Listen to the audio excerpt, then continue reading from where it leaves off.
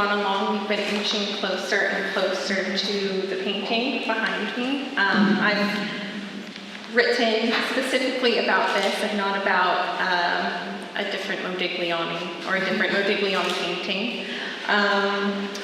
I've been kind of thinking about the gaze, as Stephen kind of mentioned, the way of looking at the nude and female body and thinking about particularly male gaze, masculinity of that gaze, and thinking about what's the opposite of that in terms of a feminine way of looking. And I was thinking about the word glance, and the multiple meanings of that. My PhD supervisor and one of our great mentors at Queen's, Kieran Carson, is a huge proponent of going to the OED and looking up the definitions and etymologies of words. So, of course, I did that for many of the words in here, but specifically glance, and thinking about female ways of looking and being looked at as a woman, and this painting. And so this is kind of the culmination of that. 16 glances after Amedeo Modigliani's female nude. 1. The first time you see her, you're in a public place and can't get a good look at her. She's visible only from the neck up, and even there, on the far side of the road, you do not want to stare. But you can see that she is his, even from there, even from the neck up. 2.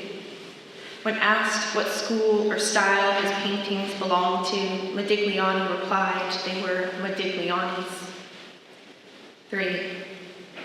Swan necks and apricot flesh, pubic hair, full rosy breasts, the outline of a nose, and almond eyes which are so often closed or blank, just a daub of brown or blue which gives to them a haunted, knowing look.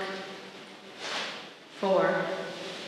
There is nowhere in the gallery to sit comfortably for a long while and study the line of her nose, the angle of her chin, her waist, the brush strokes of her breasts and hips that look so much like fingerprints.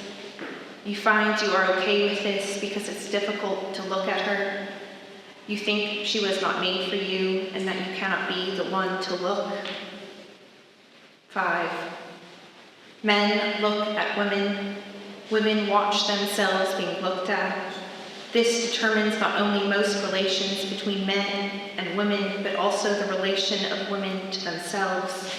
The surveyor of woman in herself is male, the surveyed female. Thus, she turns herself into an object, and most particularly an object of vision, a sight.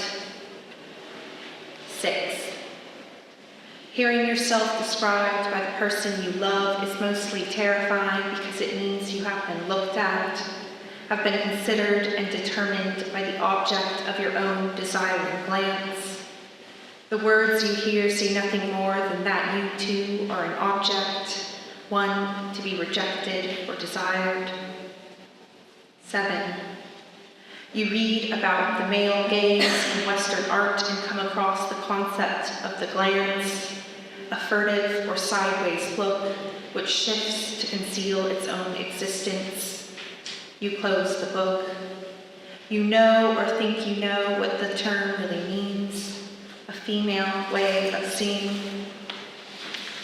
8. You do not return to the gallery. 9. Still, you imagine her. You touch your collarbone, your waist, your cheek. Secretly, you want to be the woman in the painting. 10. This calls forth the subject of shame. 11. Shame has been associated with female nakedness since ancient Greece. In the 4th century BCE, Praxiteles of Athens sculpted the first life-size depiction of a nude woman, the Aphrodite of Cnidos or Venus Pudica, which shows the goddess naked, one hand reaching for a towel while the other covers her pubis. 12. Next, Eve, who with Adam became aware of their nakedness as a result of eating the apple and was blamed and punished for their transgression. Berger notes that in the Renaissance, the medieval tradition of the narrative sequence of their fall was replaced by a depiction of the moment of their shame. They cover themselves with fig leaves because their shame is not so much in relation to one another as to the spectator. 13. Modigliani's nude refuses all narrative context. She is neither an Oriental slave nor a whore, nor is she a Venus pudica, whose name comes from the Latin pudicus, in English pudic, meaning, among other things, that has a sense of shame. 14. And though her eyes are closed, she is aware that she is always being looked at. 15. To be the woman in the painting is to be the object of a gaze. This is, of course, inevitable. Yet she is not ashamed. Rather, she seems to glow with pleasure.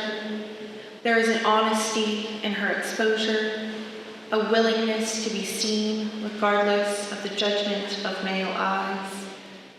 16. It is this kind of nakedness that terrifies, one you can only glance at.